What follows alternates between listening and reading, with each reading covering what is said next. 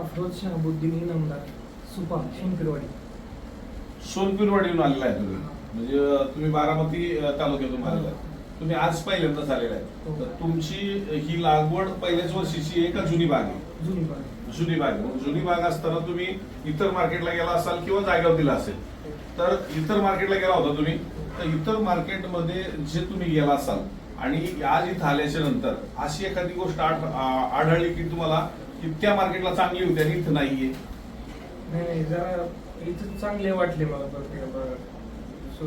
System पण, सुविधा पण, निलावाची पद्धत पण जरा चांगली वाटली का बरी वाटली? बरी वाटली. म्हणजे नाही का? चांगली वाटली. हो, व्हिडिओ बघितले होते मी. माझं खूप दिवसापासून होतं जरा टाकायचा इकडे, मला इकडे टाकायचा. परत व्हिडिओ बघत होतो, प्रत्येक व्हिडिओ बघतो मी. बर.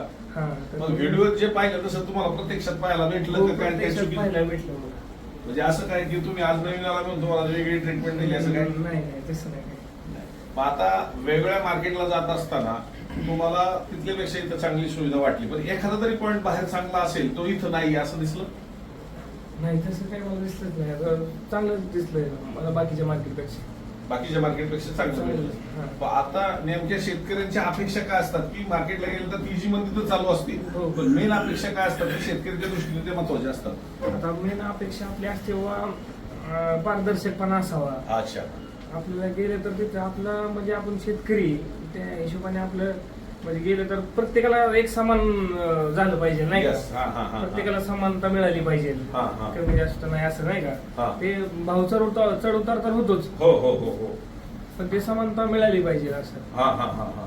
पण ती पारदर्शकता तुम्हाला जाणवली? पारदर्शकता जाणवली. कारण तुम्ही जवळचे हे लांबचे असं काय तसं तुम्हाला? काही नाही, तसं काही नाही. म्हणजे पारदर्शकतेमध्ये जसा माल आहे त्या पद्धतीने विक्री झाली विक्री झाली, जसं मला तसं विक्री. का तोंड बघून आपण? नाही, तसं काही नाही. मग आता मी हे का प्रश्न विचारतो की एखादी गोष्ट माझ्याबद्दल एखादी चुकीची सांगा की जेणेकरून त्यात मी सुधारणा केली पाहिजे.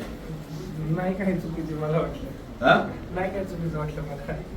चुकीचं वाटलं नाही. काय म्हणजे आपण ज्या पद्धतीने ज्याला आपण एक शेतकऱ्याच्या अपेक्षेनुसार मार्केटिंग करतो त्या अपेक्षेनुसार तुम्हाला न्याय मिळाला असं वाटतं. शेवट ती जी मंदी माझ्या हातात नाही, तुमच्या हातात. कोणाच्या हातात नाही. बरोबर.